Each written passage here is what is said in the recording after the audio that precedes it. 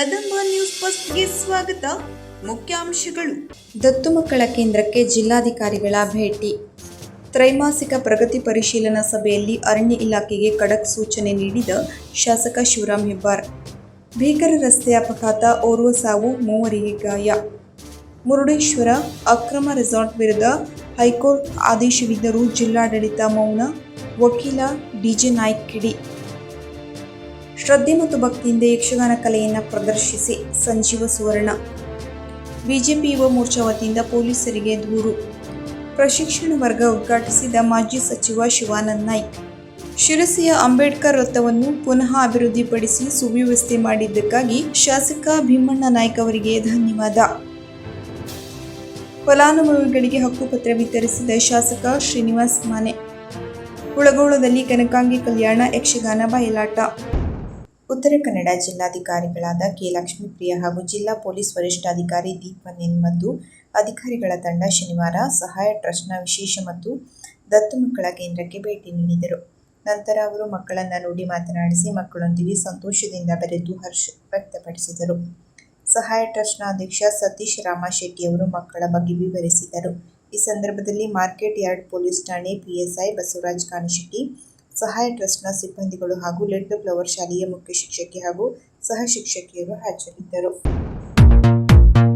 ಗುಜ್ಜಾಡಿ ಸುವರ್ಣ jewellers Sirsi ಮಳಿಗೆಯ ಅದ್ಧೂರಿ ಉದ್ಘಾಟನೆ. ನವೀನ ವಿನ್ಯಾಸ, ಪಾರಂಪರಿಕ ಮೌಲ್ಯ, ಎಲ್ಲ ಚಿನ್ನಾಭರಣಗಳ ಮಜೂರಿಯಲ್ಲಿ ಪ್ರತಿ ಗ್ರಾಂಗೆ ನೇರ 1000 ರೂಪಾಯಿ ರಿಯಾಯಿತಿ. ಷರತ್ತುಗಳು ಅನ್ವಯ. ಸಿಪಿ ಬಜಾರ್ ಶಿರಸಿ 9900046611. ಸ್ವರ್ಣ ನಿರಂತರ ಅನುಬಂಧ.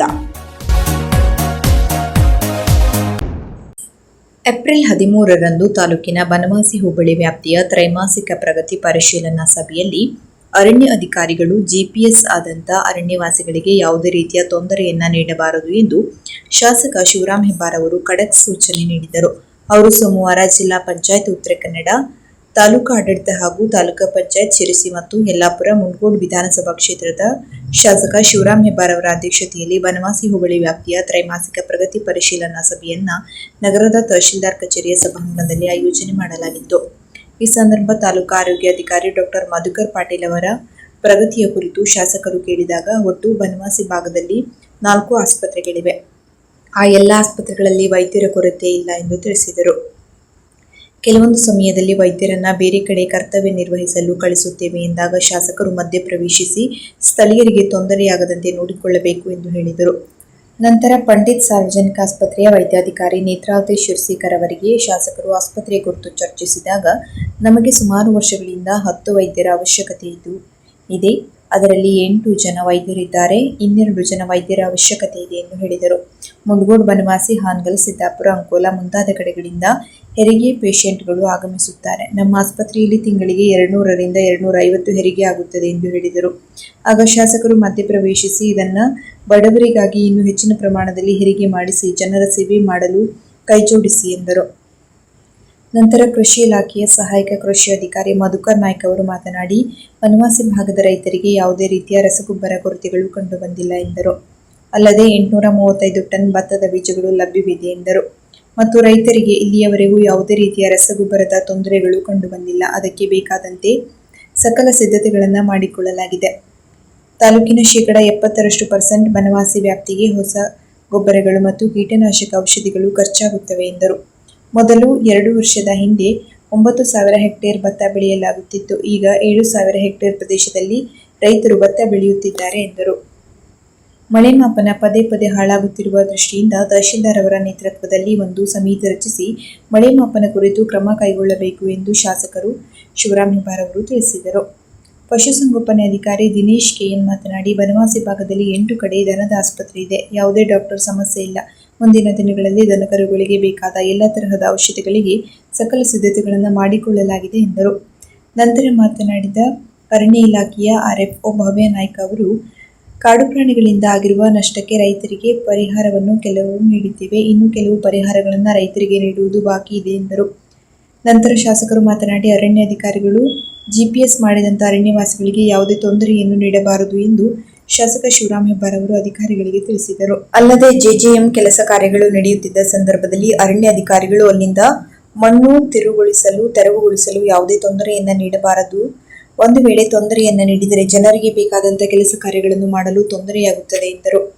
ನಂತರ ಅದೇ ರೀತಿ ಬನವಾಸಿ ವ್ಯಾಪ್ತಿಯಲ್ಲಿ ಬರುವ ಎಲ್ಲ ವಿಭಾಗದ ಅಧಿಕಾರಿಗಳ ಪ್ರಗತಿಯನ್ನು ಈ ಸಭೆಯಲ್ಲಿ ಪರಿಶೀಲನೆ ನಡೆಸಿ ಅಗತ್ಯ ಸಲಹೆ ಸೂಚನೆಗಳನ್ನು ಶಾಸಕ ಶಿವರಾಮ್ ಹೆಬ್ಬಾರ್ ಅವರು ನೀಡಿ ಮತ್ತು ಅಧಿಕಾರಿಗಳಿಂದ ಪ್ರಗತಿಯ ಕುರಿತು ಮಾಹಿತಿ ಪಡೆದರು. ಈ ಸಂದರ್ಭದಲ್ಲಿ ತಾಲೂಕು ಪಂಚಾಯತ್ ಕಾರ್ಯನಿರ್ವಹಣಾಧಿಕಾರಿ ಚನ್ನಬಸಪ್ಪ, ತಹಶೀಲ್ದಾರ್ ಪಟ್ಟರಾಜಗೌಡ, ದ್ಯಾಮಣ್ಣ ದೊಡ್ಡಬನಿ, ಪ್ರಶಾಂತ್ ಗೌಡ್ರು ಮತ್ತು ವಿವಿಧ ಇಲಾಖೆ ಅಧಿಕಾರಿಗಳು ಉಪಸ್ಥಿತರಿದ್ದರು. ನಾವು ಅದಕ್ಕೆ ಗೆದ್ದಿದ್ದೀವಿ. ನಾನು ವಿಷಯ ಗೊತ್ತಿದೆ. ರಾಜ್ಯ ಸರ್ಕಾರ ಅಧೀನ ಇರ್ತಕ್ಕಂಥದ್ದಲ್ಲ. NHRC ಕೇಂದ್ರ ಸರ್ಕಾರದ ಅಧೀನ ಇರ್ತಕ್ಕಂಥದ್ದು national highway authority of India. ಈ ಅಧಿಕಾರಿಗಳ ಸಭೆ ಕರೆತಕ್ಕಂಥ ಅಧಿಕಾರ ನಮಗಿಲ್ಲ. National highway authority of India ಇದಕ್ಕೆ ಸರ್ವೆ ಮಾಡಬೇಕು, ಇದಕ್ಕೆ ಉತ್ತರ ಕೊಡಬೇಕು. ನಾನು 3 ಪತ್ರ ಜಿಲ್ಲಾಧಿಕಾರಿಗಳಿಗೆ ಎಂಪಿಗೆ ಬರ್ತಿದ್ದೇನೆ. ಚಂದನ ನರ್ಸರಿ LKG ಮತ್ತು UKG ನಿಮ್ಮ ಮಗುವಿನ ಉಜ್ವಲ ಭವಿಷ್ಯಕ್ಕಾಗಿ ಮೊದಲ ಹೆಜ್ಜೆ. ನಾವು ಕಾಳಜಿಯುಳ್ಳ ಆನಂದದಾಯಕ ಮತ್ತು ಸುರಕ್ಷಿತ ಕಲಿಕೆಯ ವಾತಾವರಣವನ್ನ ಒದಗಿಸುತ್ತೇವೆ. ಅಲ್ಲಿ ಮಕ್ಕಳು ಆಟ, ಸೃಜನಶೀಲತೆ ಮತ್ತು ಅನ್ವೇಷಣೆಯ ಮೂಲಕ ಕಲಿಯುತ್ತಾರೆ. ನಮ್ಮ ಗುರಿ ನಿಮ್ಮ ಮಗುವಿನ ಶಿಕ್ಷಣ ಮತ್ತು ವ್ಯಕ್ತಿತ್ವ ವಿಕಸನಕ್ಕೆ ಭದ್ರ ಬುನಾದಿ ಹಾಕುವುದು. ನಮ್ಮ ಪ್ರಮುಖ ಲಕ್ಷಣಗಳು: ಅನುಭವಿ ಮತ್ತು ಕಾಳಜಿಯುಳ್ಳ ಶಿಕ್ಷಕರು, ಆಟದ ವಿಧಾನದಲ್ಲಿ ಕಲಿಕೆ, ಇಂಗ್ಲಿಷ್, ಕನ್ನಡ ಮತ್ತು ಹಿಂದಿ ಮೂಲ ಕಲಿಕೆ, ಸ್ವಚ್ಛ ಮತ್ತು ಸುರಕ್ಷಿತ ತರಗತಿ ಕೋಣೆಗಳು, ಸ್ನೇಹಪರ ಮತ್ತು ಆನಂದದಾಯಕ ವಾತಾವರಣ, ಹಾಡುಗಳು, ಕಥೆಗಳು, ಚಿತ್ರಕಲೆ ಮತ್ತು ಆಟಗಳ ಮೂಲಕ ಕಲಿಕೆ, ನೈತಿಕ ಮೌಲ್ಯಗಳು ಮತ್ತು ಒಳ್ಳೆಯ ಅಭ್ಯಾಸಗಳ ಮೇಲೆ ಗಮನ. ಪ್ರವೇಶ ಮುಕ್ತವಾಗಿದೆ. Nursery, LKG, UKG. ಹೆಚ್ಚಿನ ಮಾಹಿತಿಗಾಗಿ ಸಂಪರ್ಕಿಸಿ ಹಳೆಯ RTO ಕಚೇರಿ ಕಟ್ಟಡ, ಬಶೆಟ್ಟಿಕೆರೆ, ಶಿರಸಿ. ದೂರವಾಣಿ ಸಂಖ್ಯೆ 9449383848. ಅಡ್ಮಿನ್ ಮಾಧುರಿ ಶಿವರಾಮ್ ಹಾಗೂ HM ಮಮತಾ ಭಟ್. ಬಾಳೆಗೋಡು ಯಲ್ಲಾಪುರ ರಸ್ತೆಯ ಗುಳ್ಳಾಪುರ ಬಳಿ ಭೀಕರ ಅಪಘಾತ. ಇಕೋ ಕಾರಿಗೆ ಡಂಪರ್ ಲಾರಿ ಡಿಕ್ಕಿಯಾದ ಪರಿಣಾಮ ಓರ್ವ ಸಾವು. ಗುಳ್ಳಾಪುರ ನಿವಾಸಿ ಶಿವಾನಂದ ಅಂಬಿಗ ಮೃತ ದುರ್ದೈವಿಯಾಗಿದ್ದು, ಸಂಬಂಧಿಕರ ಅಂತ್ಯ ಸಂಸ್ಕಾರಕ್ಕೆಂದು ಮರಳಿ ಬರುವಾಗ ದುರಂತ ಸಂಭವಿಸಿದೆ. ಗೋಕಾಕ್ನಿಂದ ಬರುತ್ತಿದ್ದ ಎಂಸ್ಯಾಂಡ್ ತುಂಬಿದ ಲಾರಿ ಡಿಕ್ಕಿಯಾಗಿದ್ದು, ಡಿಕ್ಕಿ ರಭಸಕ್ಕೆ ಓರ್ವ ಸಾವು, 3 ಗಾಯಗಳಾಗಿವೆ. ಮಾರುತಿ ಇಕೋ ಕಾರಿನಲ್ಲಿ 4 ಪ್ರಯಾಣಿಸುತ್ತಿದ್ದರು. ಚಾಲಕ ಶಿವಾನಂದ ಅಂಬಿಗ, ಆತನ ಪತ್ನಿ, ಮಗ ಮತ್ತು ಶಿವಾನಂದರ ಸಿಬ್ಬಂದಿ ಹಾಗೂ ಡಿಕ್ಕಿ ರಭಸಕ್ಕೆ ಹೆದ್ದಾರಿಯಲ್ಲೇ ಪಲ್ಟಿಯಾದ ಡಂಪರ್ ಟ್ರಕ್ ಚಾಲಕನ ಅತಿ ವೇಗದ ಚಾಲನೆಯಿಂದಲೇ ಅಪಘಾತಕ್ಕೆ ಕಾರಣ ಎನ್ನುವ ಆರೋಪ ಕೇಳಿಬಂದಿದೆ. ಅಪಘಾತಪಡಿಸಿದ ಬಳಿಕ ಲಾರಿ ಚಾಲಕ ನಾಪತ್ತೆ. ಹುಬ್ಬಳ್ಳಿಗೆ ತೆರಳುತ್ತಿದ್ದ ಅಂಕೋಲಾದ ಗಣಪತಿ ಮೂಲೆಮನೆ ಅವರಿಂದ ಗಾಯಾಳುಗಳಿಗೆ ನೆರವು. ಆಂಬ್ಯುಲೆನ್ಸ್ ಮೂಲಕ ಗಾಯಾಳುಗಳು ಅಂಕೋಲಾ ಆಸ್ಪತ್ರೆಗೆ ದಾಖಲು. ಅಂಕೋಲಾ ಪೊಲೀಸರು ಸ್ಥಳಕ್ಕೆ ದೌಡಾಯಿಸಿ ತನಿಖೆ ಕೈಗೊಂಡಿದ್ದಾರೆ. ಮುರುಡೇಶ್ವರದಲ್ಲಿ ನಿರ್ಮಾಣವಾಗಿರುವ ಓಷನ್ ವ್ಯೂ ಎಂಬ ಅಕ್ರಮ ರೆಸಾರ್ಟ್ ವಿರುದ್ಧ ಹೈಕೋರ್ಟ್ ಆದೇಶ ನೀಡಿದ್ದರೂ ಜಿಲ್ಲಾಡಳಿತ ಯಾವುದೇ ಕ್ರಮ ಕೈಗೊಳ್ಳದಿರುವುದನ್ನು ಖಂಡಿಸಿ ವಕೀಲರಾದ DJ ನಾಯ್ಕ್ ಅವರು ತೀವ್ರ ಆಕ್ರೋಶ ವ್ಯಕ್ತಪಡಿಸಿದ್ದಾರೆ. ನಗರದಲ್ಲಿ ಪತ್ರಿಕಾಗೋಷ್ಠಿ ಉದ್ದೇಶಿಸಿ ಮಾತನಾಡಿದ ಅವರು, ಮುರುಡೇಶ್ವರದ ನಿವಾಸಿ ವಿಧವೆಯಾಗಿರುವ ನಿರ್ಮಲಾ ಮುರುಡೇಶ್ವರ್ ನಾಯ್ಕ್ ಅವರ ಮನೆಯ ಹಿಂಭಾಗದಲ್ಲಿ ಈ ರೆಸಾರ್ಟ್ ಅನ್ನು ಅಕ್ರಮವಾಗಿ ನಿರ್ಮಿಸಲಾಗಿದ್ದು, ಕಾಂಪೌಂಡ್ ಗೋಡೆ ಕಟ್ಟಿ ಅವರಿಗೆ ತೀವ್ರ ತೊಂದರೆ ನೀಡಲಾಗುತ್ತಿದೆ ಎಂದು ಆರೋಪಿಸಿದರು. ಈ ರೆಸಾರ್ಟ್ ಅನ್ನು ಸರ್ವೆ ನಂಬರ್ 6 ಭಾಗ 5ರಲ್ಲಿ ಯಾವುದೇ CRZ ಕ್ಲಿಯರೆನ್ಸ್ ಇಲ್ಲದೆ ಕರಾವಳಿ ನಿಯಂತ್ರಣ ವಲಯದ 50 ಮೀಟರ್ ವ್ಯಾಪ್ತಿಯೊಳಗೆ ನಿರ್ಮಿಸಲಾಗಿದೆ. ಈ ಜಾಗವು ಕೃಷಿಯೇತರ ಉದ್ದೇಶಕ್ಕೆ ಪರಿವರ್ತನೆಯಾಗಿಲ್ಲ ಹಾಗೂ ಪಂಚಾಯತ್ನಿಂದ ಕಟ್ಟಡ ನಿರ್ಮಾಣಕ್ಕೆ ಯಾವುದೇ ಅನುಮತಿಯೂ ಪಡೆದಿಲ್ಲ. ವಿದ್ಯುತ್ ಸಂಪರ್ಕಕ್ಕೂ ಅನುಮತಿ ಪಡೆಯದೆ ಬೇರೆ ಯಾವುದೋ ಜಾಗಕ್ಕೆ ಮಂಜೂರಾಗಿದ್ದ ಇಕೋ ಟೂರಿಸಂ ಅನುಮತಿಯನ್ನು ಬಳಸಿಕೊಂಡು ಇಲ್ಲಿ ಕಾನೂನು ಬಾಹಿರವಾಗಿ ರೆಸಾರ್ಟ್ ನಿರ್ಮಾಣವನ್ನು ಪೂರ್ಣಗೊಳಿಸಿ ನಡೆಸಲಾಗುತ್ತಿದೆ.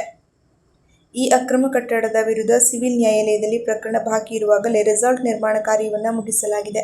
ಈ ಕುರಿತು ಸಂತ್ರಸ್ತೆ ನಿರ್ಮಲಾ ಅವರ ಪರವಾಗಿ ಹೈಕೋರ್ಟ್ಗೆ ರಿಟ್ ಅರ್ಜಿಯನ್ನು ಸಲ್ಲಿಸಲಾಗಿತ್ತು. ಡಿಸೆಂಬರ್ 24ರಂದು ಹೈಕೋರ್ಟ್ ಈ ಬಗ್ಗೆ ವಿಚಾರಣೆ ನಡೆಸಿ ವಸ್ತುಸ್ಥಿತಿಯನ್ನು ಪರಿಶೀಲಿಸಿ 2 ತಿಂಗಳೊಳಗೆ ಕ್ರಮ ಕೈಗೊಳ್ಳುವಂತೆ ಜಿಲ್ಲಾಧಿಕಾರಿಗಳಿಗೆ ಆದೇಶ ನೀಡಿತ್ತು.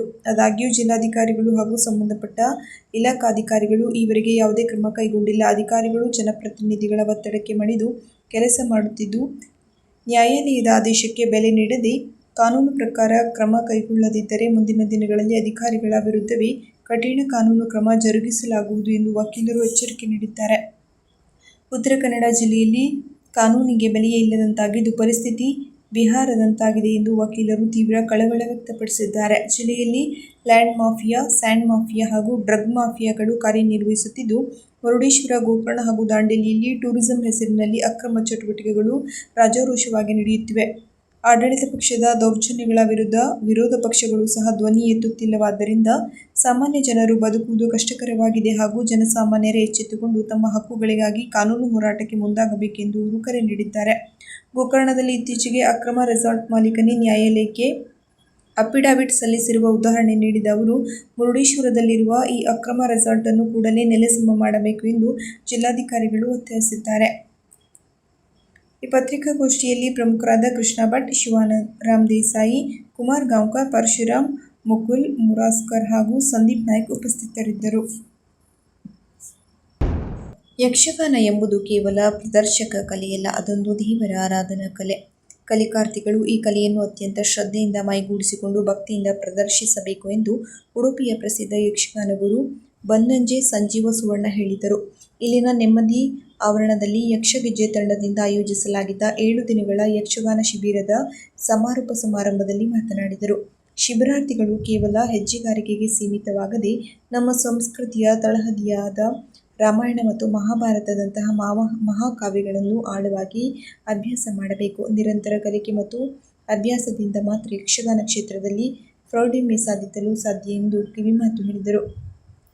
ಈ ಶಿಬಿರದಲ್ಲಿ 5-6 ವರ್ಷದ ಪುಟ್ಟ ಮಕ್ಕಳಿಂದ ಹಿಡಿದು 60 ವರ್ಷದ ಹಿರಿಯರವರೆಗೆ ಪಾಲ್ಗೊಂಡು ಆಸಕ್ತಿಯಿಂದ ಕಲಿತಿದ್ದು ವಿಶೇಷವಾಗಿತ್ತು. ಈ ಅಪರೂಪದ ಕಲಾಪ್ರೇಮವನ್ನು ಕಂಡು ಸಂಜೀವ ಸುವರ್ಣ ಅವರು ಶಿರಸಿಯ ಕಲಾಪ್ರೀತಿಯ ಬಗ್ಗೆ ಮೆಚ್ಚುಗೆ ವ್ಯಕ್ತಪಡಿಸಿದರು. ಯಕ್ಷಗಾನ ಕ್ಷೇತ್ರಕ್ಕೆ ಅಪಾರ ಕೊಡುಗೆ ನೀಡುತ್ತಿರುವ ಹಾಗೂ ಶಿಬಿರದ ಮಾರ್ಗದರ್ಶಕರ ಬನ್ನಂಜೆ ಸಚಿವ ಸುವರ್ಣ ಹಾಗೂ ಶಿಕ್ಷಕರಾಗಿ ಕಾರ್ಯನಿರ್ವಹಿಸಿದ ಶಿಶಿರ ಸುವರ್ಣ ಅವರನ್ನು ಯಕ್ಷಗೆಜ್ಜೆ ತಂಡದ ವತಿಯಿಂದ ಇದೇ ಸಂದರ್ಭದಲ್ಲಿ ಆತ್ಮೀಯವಾಗಿ ಸನ್ಮಾನಿಸಲಾಯಿತು. ಕಾರ್ಯಕ್ರಮದಲ್ಲಿ ಹಿರಿಯ ಭಾಗವತ ಶ್ರೀಧರ ಭಾಗವತ್ ಹಣಗಾರ್, ಗಜಾನನ್ ಭಾಗವತ್ ತೊಳಗೇರಿ, ಹಿರಿಯ ಮದ್ದಳೆ ಗಾರಕಾರ ಕಂಚಿಮನೆ ಮಂಜುನಾಥ್ ಹೆಗಡೆ ಹಾಗೂ ಎಂ.ಕೆ. ಹೆಗಡೆ ಗೋಳಿಕೊಪ್ಪ ಅವರು ಉಪಸ್ಥಿತರಿದ್ದರು. ಯಕ್ಷಗೆಜ್ಜೆಯ ನಿರ್ಮಲಾ ಗೋಳಿಕೊಪ್ಪ ನಿರ್ವಹಿಸಿದರು. ಶಿಬಿರದ ಮುಕ್ತಾಯದ ದಿನದಂದು ಶಿಬಿರಾರ್ಥಿಗಳು ತರಬೇತಿಯಲ್ಲಿ ಕಲಿತ ಯಕ್ಷಗಾನ ಪಟ್ಟುಗಳನ್ನು ಪ್ರದರ್ಶಿಸಿ ಸಭಿಕರ ಗಮನ ಸೆಳೆದರು. ಹಿಮ್ಮೇಳದಲ್ಲಿ ಶ್ರೀಧರ ಹೆಗಡೆ ಹಣಗಾರ್, ಗಜಾನನ್ ಭಟ್ ತೊಳಗೇರಿ, ಶಂಕರ್ ಭಾಗವತ್ ಯಲ್ಲಾಪುರ, ಜಗದೀಶ್ ಹೆಗಡೆ ಬಾಳೆಹದ್ದ ಸಹಕರಿಸಿದರು.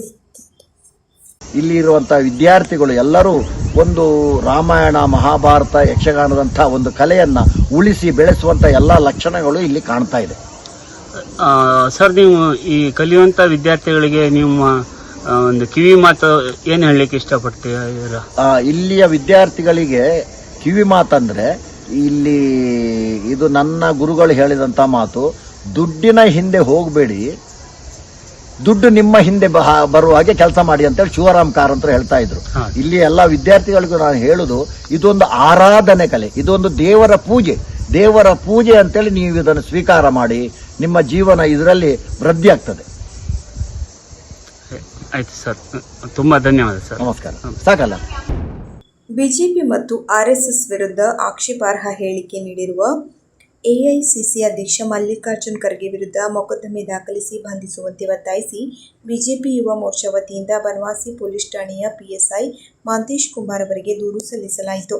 ಬಿಜೆಪಿ ಯುವ ಮೋರ್ಚಾ ಜಿಲ್ಲಾಧ್ಯಕ್ಷ ಪ್ರೇಮ್ ಕುಮಾರ್ ನಾಯ್ಕ್ ನೇತೃತ್ವದಲ್ಲಿ ನೀಡಿದ ಮನವಿಯಲ್ಲಿ ಅಸ್ಸಾಂ ವಿಧಾನಸಭಾ ಚುನಾವಣೆ ಪ್ರಚಾರ ಸಭೆಯಲ್ಲಿ ಆರ್ಎಸ್ಎಸ್ ಹಾಗೂ ಬಿಜೆಪಿ ವಿರುದ್ಧ ಎಐಸಿಸಿ ಅಧ್ಯಕ್ಷ ಮಲ್ಲಿಕಾರ್ಜುನ್ ಖರ್ಗೆ ಅವರ ಅಸಂಬದ್ಧ ಹೇಳಿಕೆ ಖಂಡನೀಯವಾಗಿದೆ. ಖರ್ಗೆ ಅವರು ಕೋಮುದ್ವೇಷ ಹಬ್ಬಿಸುವ ಮಾತುಗಳನ್ನಾಡಿದ್ದಾರೆ. ಆರ್ಎಸ್ಎಸ್ ಹಾಗೂ ಬಿಜೆಪಿ ವಿಷಯದ ಹಾವುಗಳಾಗಿದ್ದು, ಪ್ರಾರ್ಥನೆ ಸಮಯದಲ್ಲಿ ಅವು ಕಂಡರೆ ಹೊಡೆದು ಹಾಕಬೇಕು ಎಂಬ ಹೇಳಿಕೆ ಜಿಹಾದಿ ಸಂಸ್ಕೃತಿಯ ಪ್ರತೀಕವಾಗಿದೆ. ಇಂತಹ ಸಾರ್ವಜನಿಕವಾಗಿ ಪ್ರಚೋದನಕಾರಿ ಹೇಳಿಕೆ ನೀಡುವುದು ಅವರ ಅನುಭವಕ್ಕೆ ಶೋಭೆಯಲ್ಲ. ಮುಸ್ಲಿಮರ ಓಲೈಕೆ ಮಾಡಲು ಏನು ಬೇಕಾದರೂ ಹೇಳಬಹುದು ಎನ್ನುವ ಮನಸ್ಥಿತಿಯನ್ನು ಅವರು ಈ ಕೂಡಲೇ ನಿಲ್ಲಿಸಬೇಕು. ಇಂತಹ ಆಕ್ಷೇಪಾರ್ಹ ಮಾತುಗಳು ಕೋಮುಗಲಭೆ ಹರಡುವ ದೇಶದ್ರೋಹಿಗಳಿಗೆ, ಮೂಲಭೂತವಾದಿಗಳಿಗೆ ಬೆಂಬಲ ಸೂಚಿಸುವ ಮಾತುಗಳಾಗಿವೆ. ಮಲ್ಲಿಕಾರ್ಜುನ ಖರ್ಗೆಯವರು ಸಂವಿಧಾನಕ್ಕೆ ವಿರುದ್ಧವಾಗಿ ಮಾತನಾಡಿದ್ದು, ಅವರ ವಿರುದ್ಧ ಮೊಕದ್ದಮೆ ದಾಖಲಿಸಿ ಬಂಧಿಸುವಂತೆ ಮನವಿ ನೀಡಿ ಆಗ್ರಹಿಸಲಾಯಿತು. ಈ ಸಂದರ್ಭದಲ್ಲಿ ಬಿಜೆಪಿ ಪಕ್ಷದ ಪ್ರಮುಖರಾದ ಗಣೇಶ್ ಸಣ್ಣಲಿಂಗಣ್ಣನವರ್, ವಿಶ್ವನಾಥ್ ಹಾದಿಮನಿ, ಮೃತ್ಯುಂಜಯ ಚೌಧರಿ, ಗೌತಮ್ ನಾಯ್ಕ್, ಅಲೋಕ್ ನಾಯ್ಕ್, ದೀಪಕ್ ಕಪಾಲಿ, ಚಂದ್ರಶೇಖರ್ ಗೌಡ, ಶಂಭುಗೌಡ, ಸಂತೋಷ್ ಗೌಡ, ದರ್ಶನ್ ಸಣ್ಣಲಿಂಗಣ್ಣನವರ್, ರಾಜು ಮತ್ತು ಗುಣಿ, ಪ್ರವೀಣ್ ಹಾಲಪ್ಪ, ರಾಕೇಶ್ ನಾಯ್ಕ್, ಅಕ್ಷಯ್ ಗೌಡ ಮತ್ತಿತರರು ಹಾಜರಿದ್ದರು. ಭಾರತೀಯ ಜನತಾ ಪಕ್ಷವು ಶಿಸ್ತಿನ ಪಕ್ಷವಾಗಿದ್ದು, ಇಲ್ಲಿನ ಕಾರ್ಯಕರ್ತರೇ ಪಕ್ಷದ ನೈಜ ಶಕ್ತಿಯಾಗಿದ್ದಾರೆ ಎಂದು ಮಾಜಿ ಸಚಿವ ಶಿವಾನಂದ ನಾಯ್ಕ ಅವರು ಅಭಿಪ್ರಾಯಪಟ್ಟರು. ತಾಲೂಕಿನ ಕರ್ವಾ ಗ್ರಾಮದ ಶ್ರೀ ಹಿರೇಶಂಭುಲಿಂಗೇಶ್ವರ ದೇವಸ್ಥಾನದ ಸಭಾಭವನದಲ್ಲಿ ಬಿಜೆಪಿ ಮಂಕಿ ಮಂಡಳದ ವತಿಯಿಂದ ಆಯೋಜಿಸಲಾಗಿದ್ದ ಮಂಡಳ ಮಟ್ಟದ ಪ್ರಶಿಕ್ಷಣ ಅಭಿಯಾನ 2026 ಕಾರ್ಯಕ್ರಮವನ್ನು ದೀಪ ಬೆಳಗಿಸಿ ಉದ್ಘಾಟಿಸಿ ಅವರು ಮಾತನಾಡಿದರು. ಕಾಂಗ್ರೆಸ್ ಸೇರಿದಂತೆ ಇತರ ಪಕ್ಷಗಳಲ್ಲಿ ಬಿಜೆಪಿಯಂತಹ ಶಿಸ್ತು ಕಾಣಲು ಸಾಧ್ಯವಿಲ್ಲ. ಪ್ರಶಿಕ್ಷಣ ವರ್ಗದಲ್ಲಿ ನೀಡಲಾಗುವ ತರಬೇತಿಯನ್ನು ಕಾರ್ಯಕರ್ತರು ಸರಿಯಾಗಿ ಆತ್ಮಸಾತ್ ಮಾಡಿಕೊಂಡು ತಮ್ಮ ಕಾರ್ಯವ್ಯಾಪ್ತಿಯಲ್ಲಿ ಅಳವಡಿಸಿಕೊಳ್ಳಬೇಕು. ಮುಖ್ಯ ಅತಿಥಿಯಾಗಿದ್ದ ಮಾಜಿ ಶಾಸಕ ಸುನಿಲ್ ನಾಯ್ಕ್ ಮಾತನಾಡಿ, ಬಿಜೆಪಿ ಕಾರ್ಯಕರ್ತರು ಪಕ್ಷದ ಮೇಲಿನ ನಿಷ್ಠೆ. ಮಾಜಿ ಸಚಿವ ಶಿವಾನಂದ ನಾಯ್ಕ ಅವರು ಕಾರ್ಯಕ್ರಮ ಉದ್ಘಾಟಿಸಿದರು ಮತ್ತು ಅಭಿಯಾನದಿಂದ ಕಾರ್ಯಕ್ರಮಗಳಿಗೆ ಆಗಮಿಸುತ್ತಾರೆಯೇ ಹೊರತು ಇತರ ಕಾರ್ಯಕ್ರಮಗಳಂತೆ ಹಣದ ಆಮಿಷಕ್ಕೆ ಬಲಿಯಾಗುವವರಲ್ಲ ಹೀಗೆಂದರು. ವೇದಿಕೆಯಲ್ಲಿ ಬಿಜೆಪಿ ಜಿಲ್ಲಾಧ್ಯಕ್ಷ ಎನ್.ಎಸ್. ಹೆಗ್ಡೆ, ರಾಜ್ಯ ಒಬಿಸಿ ಮೋರ್ಚಾದ ಉಪಾಧ್ಯಕ್ಷ ಈಶ್ವರ್ ನಾಯ್ಕ್, ಹೊನ್ನಾವರ ಮಂಡಲಾಧ್ಯಕ್ಷ ಯೋಗೇಶ್ ಮೇಸ್ತಾ, ಮಂಕಿ ಪಟ್ಟಣ ಪಂಚಾಯತ್ ಅಧ್ಯಕ್ಷೆ ಸವಿತಾ ನಾಯ್ಕ್, ಪ್ರಮುಖರಾದ ಸುಬ್ರಾಯ ದೇವಾಡಿಗ, ಬಿಟಿ ಗಣಪತಿ, ವಿಶ್ವೇಶ್ವರ ಹೆಗ್ಡೆ ಹಾಗೂ ಕಮಲಾ ನಾಯ್ಕ್ ಉಪಸ್ಥಿತರಿದ್ದರು. ಭಾರತ ರತ್ನ ಸಂವಿಧಾನ ಶಿಲ್ಪಿ ಡಾ. ಬಾಬಾ ಸಾಹೇಬ್ ಅಂಬೇಡ್ಕರ್ ಅವರ 135ನೇ ಜಯಂತಿಯ ಶುಭ ಸಂದರ್ಭದಲ್ಲಿ ನಮ್ಮೆಲ್ಲರ ಬಹುದಿನಗಳ ಬೇಡಿಕೆಯಾದ ಶಿರಸಿಯ ಅಂಬೇಡ್ಕರ್ ವೃತ್ತವನ್ನು ಪುನಃ ಅಭಿವೃದ್ಧಿಪಡಿಸಿ ಸುವ್ಯವಸ್ಥೆ ಮಾಡಿ ಒಂದು ವೃತ್ತವನ್ನು ನಿರ್ಮಾಣ ಮಾಡಿ ಅದನ್ನು ಅಧಿಕೃತ ಮಾಡಲು ಸಹಕರಿಸಿದ ಶಿರಸಿ ಸಿದ್ದಾಪುರ ವಿಧಾನಸಭಾ ಕ್ಷೇತ್ರದ ಶಾಸಕರಾದ ಶ್ರೀ ಭೀಮಣ್ಣ ನಾಯ್ಕ ಅವರಿಗೆ ತುಂಬು ಹೃದಯದ ಧನ್ಯವಾದಗಳನ್ನು ಸಲ್ಲಿಸುತ್ತೇವೆ. ಹಾಗೂ ನಮ್ಮ ಜೊತೆಗೆ ಕೈಜೋಡಿಸಿದ ನಗರ ಪ್ರಾಧಿಕಾರದ ಅಧ್ಯಕ್ಷರಾದ ಶ್ರೀ ಜಗದೀಶ್ ಗೌಡ ಹಾಗೂ ನಗರಸಭೆಯ ಮಾಜಿ ಅಧ್ಯಕ್ಷರು, ಸದಸ್ಯರುಗಳಿಗೆ ಹಾಗೂ ಈ ನಿರಂತರ ಹೋರಾಟದಲ್ಲಿ ಭಾಗವಹಿಸಿದ ನಮ್ಮ ಪಕ್ಷದ ಉತ್ತರ ಕನ್ನಡ ಜಿಲ್ಲಾ ಕಾಂಗ್ರೆಸ್ ಪರಿಶಿಷ್ಟ ಜಾತಿ ವಿಭಾಗದ ಅಧ್ಯಕ್ಷರಾದ ಶ್ರೀ ಬಸವರಾಜ ದೊಡ್ಮನಿಯವರಿಗೂ ಹಾಗೂ ನಮ್ಮ ಜೊತೆಗೆ ಕೈಜೋಡಿಸಿದ ಎಲ್ಲ ಸಂಘ ಸಂಸ್ಥೆಗಳ ಅಧ್ಯಕ್ಷರು, ಪದಾಧಿಕಾರಿಗಳಿಗೆ, ನಮ್ಮ ನಾಯಕರಿಗೆ ಹಾಗೂ ನಮ್ಮ ಹೋರಾಟಕ್ಕೆ ಸ್ಪಂದಿಸಿದ ಶಿರಸಿಯ ಸಹಾಯಕ ಕಮಿಷನರ್, ಶಿರಸಿ ತಹಶೀಲ್ದಾರ್, ನಗರಸಭೆಯ ಕಮಿಷನರ್ ಹಾಗೂ ತಾಲೂಕು ಸಮಾಜ ಕಲ್ಯಾಣ ಇಲಾಖೆ ಅಧಿಕಾರಿಗಳು ಹಾಗೂ ಪರೋಕ್ಷವಾಗಿ ಬೆಂಬಲಿಸಿದ ಪ್ರತಿಯೊಬ್ಬರಿಗೂ ಹೃದಯಪೂರ್ವಕ ಧನ್ಯವಾದಗಳನ್ನು ಶಿರಸಿಯ ಬ್ಲಾಕ್ ಕಾಂಗ್ರೆಸ್ ಸಮಿತಿಯ ಅಧ್ಯಕ್ಷರಾದ ಶ್ರೀ ಚಂದ್ರಕಾಂತ್ ರೇವಣ್ಕರ್ ತಿಳಿಸಿದ್ದಾರೆ. ಸ್ವಂತ ಮನೆಯಲ್ಲಿದ್ದರೂ ದಾಖಲೆಗಳಿಲ್ಲದ ಕಾರಣ ಯಾವುದೇ ಸಮಯದಲ್ಲಿ ಒಕ್ಕಲೇಳುವ ಭಯದಲ್ಲಿದ್ದ ತಾಲೂಕಿನ 13,000ಕ್ಕೂ ಹೆಚ್ಚು ಕುಟುಂಬಗಳಿಗೆ ಭೂ ಗ್ಯಾರಂಟಿ ಮೂಲಕ ನೆಮ್ಮದಿಯಿಂದ ಬದುಕು ನಡೆಸಲು ಅಧಿಕೃತ ದಾಖಲೆ ನೀಡಿ ಮನೆ ಹಕ್ಕುಪತ್ರ ಒದಗಿಸಲಾಗುತ್ತಿದೆ ಎಂದು ಶಾಸಕ ಶ್ರೀನಿವಾಸ್ ಮಾನೆ ಹೇಳಿದರು. ತಾಲೂಕಿನ ಚಿಕ್ಕಾಂಶಿ ಹೊಸೂರು ಗ್ರಾಮದಲ್ಲಿ ತಾಲೂಕಾಡಳಿತದಿಂದ ಚಿಕ್ಕಾಂಶಿ, ಹೊಸೂರು, ಕ್ಯಾಸನೂರು ಹಾಗೂ ಮತ್ತಿಹಳ್ಳಿ ಗ್ರಾಮಗಳ 450ಕ್ಕೂ ಹೆಚ್ಚು ಕುಟುಂಬಗಳಿಗೆ ಹಕ್ಕುಪತ್ರ ವಿತರಿಸುವ ಕಾರ್ಯಕ್ರಮ ಉದ್ಘಾಟಿಸಿ ಅವರು ಮಾತನಾಡಿದರು. ಈಗಾಗಲೇ ತಾಲೂಕಿನ 8,000 ಫಲಾನುಭವಿಗಳಿಗೆ ಹಕ್ಕುಪತ್ರ ವಿತರಿಸುವ ಕಾರ್ಯ ಚಾಲನೆ ಪಡೆದಿದೆ. ಇನ್ನು 4,500 ಕುಟುಂಬಗಳಿಗೆ ಹಕ್ಕುಪತ್ರ ಒದಗಿಸುವ ಕಾರ್ಯದಲ್ಲಿ ತಾಲೂಕಾಡಳಿತ ಅತ್ಯಂತ ಕಾಳಜಿಯಿಂದ ಕೆಲಸ ಮಾಡುತ್ತಿದೆ. ಚುನಾವಣೆ ಸಂದರ್ಭದಲ್ಲಿ ನೀಡಿದ ಭರವಸೆ ಈಡೇರಿಸಲಾಗಿದೆ. ಪಂಚ ಗ್ಯಾರಂಟಿ ಯೋಜನೆಗಳ ಜೊತೆಗೆ ಇದು ನಮ್ಮ 6ನೇ ಗ್ಯಾರಂಟಿ. ಹಕ್ಕುಪತ್ರ ನೀಡುವಾಗ ಈ ಸ್ವತ್ತು ನೋಂದಣಿ ಪತ್ರದ ಜೊತೆಗೆ ಕಾನೂನು ರೀತಿಯ ಎಲ್ಲ ದಾಖಲೆ ನೀಡಲಾಗುತ್ತಿದೆ. ಕೆಲ ಫಲಾನುಭವಿಗಳು ಮನೆಯ ಕರ ತುಂಬದ ಕಾರಣ ತಡವಾಗಿದೆ. ಪಂಚಾಯಿತಿಗೆ ಮನೆಗಳ ಕರ ಪಾವತಿ, ಗ್ರಾಮದ ಹಿತ ಕಾಪಾಡಿ ತಮ್ಮ ಹಕ್ಕುಪತ್ರಗಳನ್ನು ಪಡೆಯಿರಿ ಎಂದರು. ಪ್ರಸ್ತುತ ಅವಧಿಯಲ್ಲಿ 30 ಕೋಟಿ ರೂಪಾಯಿ ವೆಚ್ಚದಲ್ಲಿ ಗ್ರಾಮೀಣ ರಸ್ತೆ ಸುಧಾರಣೆ ಕಾಮಗಾರಿ ಚಾಲ್ತಿಯಲ್ಲಿವೆ. ಇನ್ನು 20 ಕೋಟಿ ರೂಪಾಯಿ ಅನುದಾನ ಗ್ರಾಮೀಣ ರಸ್ತೆ ಕಾಮಗಾರಿಗೆ ಬಿಡುಗಡೆಗೊಳ್ಳಲಿದೆ. ಅತಿ ಶೀಘ್ರ ಚಿಕ್ಕಾಂಶಿ ಹೊಸೂರು ಗ್ರಾಮದಲ್ಲಿ ಅಲ್ಪಸಂಖ್ಯಾತರ ವಸತಿ ಶಾಲೆ ಆರಂಭವಾಗಲಿದ್ದು, ಕಟ್ಟಡ ಕಾಮಗಾರಿಗೆ 16 ಕೋಟಿ ರೂಪಾಯಿ ಬಿಡುಗಡೆಯಾಗಿದೆ. ಗ್ರಾಮದ ಸರ್ಕಾರಿ ಶಾಲೆ ಕಾರ್ಯಕ್ರಮ ಪಬ್ಲಿಕ್ ಶಾಲೆಯಾಗಿ ಮೇಲ್ದರ್ಜೆಗೇರಿದೆ ಎಂದರು. ತಾಲೂಕು ಪಂಚಾಯತ್ ಮಾಜಿ ಅಧ್ಯಕ್ಷ ಸಿದ್ದನಗೌಡ ಪಾಟೀಲ್, ಕೆಪಿಸಿಸಿ ಸದಸ್ಯರಾದ ಟಾಕನಗೌಡ ಪಾಟೀಲ್, ಖ್ವಾಜಾ ಮೊಹಿದ್ದೀನ್ ಜಮಾದಾರ್, ಬ್ಲಾಕ್ ಕಾಂಗ್ರೆಸ್ ಅಧ್ಯಕ್ಷ ಹನುಮಂತಪ್ಪ ಮರಗಡಿ ಅನೇಕರು ಹಾಜರಿದ್ದರು. ಶಿರಸಿ ತಾಲೂಕಿನ ಹುಳಗೋಳದ ಶ್ರೀ ಸಿದ್ಧಿವಿನಾಯಕ ದೇವಸ್ಥಾನದಲ್ಲಿ ಏಪ್ರಿಲ್ 20ರಂದು ವಾರ್ಷಿಕ ದೇವಕಾರ್ಯದ ಅಂಗವಾಗಿ ರಾತ್ರಿ 9 ಗಂಟೆಯಿಂದ ಶಬರ ಸಂಸ್ಥೆಯವರಿಂದ ಶ್ರೀ ಸತ್ಯಾನಂದ ಅವಧೂತ ವಿರಚಿತ ಕನಕಾಂಬೆ ಕಲ್ಯಾಣ, ಸಮಯವತಿ ಯಕ್ಷಗಾನ, ಬಯಲಾಟ ಪ್ರದರ್ಶನ ನಡೆಯಲಿದೆ. ಈ ಕಾರ್ಯಕ್ರಮದ ಹಿಮ್ಮೇಳದಲ್ಲಿ ಭಾಗವತರಾಗಿ ಕೇಶವ ಹೆಗಡೆ ಕೊಳಗಿ, ಮದ್ದಳೆ ವಾದಕರಾಗಿ ಮಂಜುನಾಥ್ ಗುಡ್ಡೇದಿಂಬ ಹಾಗೂ ಚಂಡೆಯಲ್ಲಿ ಪ್ರಸನ್ನ ಭಟ್ ಹೆಗ್ಗಾರ್, ಶ್ರೀವತ್ಸ ಗುಡ್ಡೇದಿಂಬ ಸಹಕರಿಸಲಿದ್ದಾರೆ. ಮುಮ್ಮೇಳದಲ್ಲಿ ಅಶೋಕ್ ಭಟ್ ಸಿದ್ದಾಪುರ, ಸದಾಶಿವ್ ಮಲವಳ್ಳಿ, ನಿರಂಜನ್ ಜಾಗನಹಳ್ಳಿ, ಸಂತೋಷ್ ಹುಣಸೆಮಕ್ಕಿ, ಪ್ರವೀಣ್ ತಟ್ಟೀಸರ, ಸುಜಯ್, ತನ್ಮಯ್ ಹೆಗಡೆ ಸೇರಿದಂತೆ ಹಲವಾರು ಕಲಾವಿದರು ಭಾಗವಹಿಸಲಿದ್ದಾರೆ.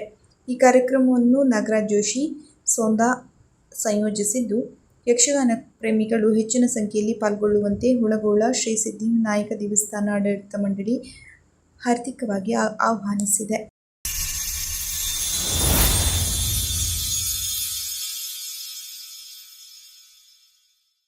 ಕದಂಬ ನ್ಯೂಸ್ ಫಸ್ಟ್, ನಿರ್ಭೀತಿಯಿಂದ ನಿಮ್ಮ ಪರವಾಗಿ.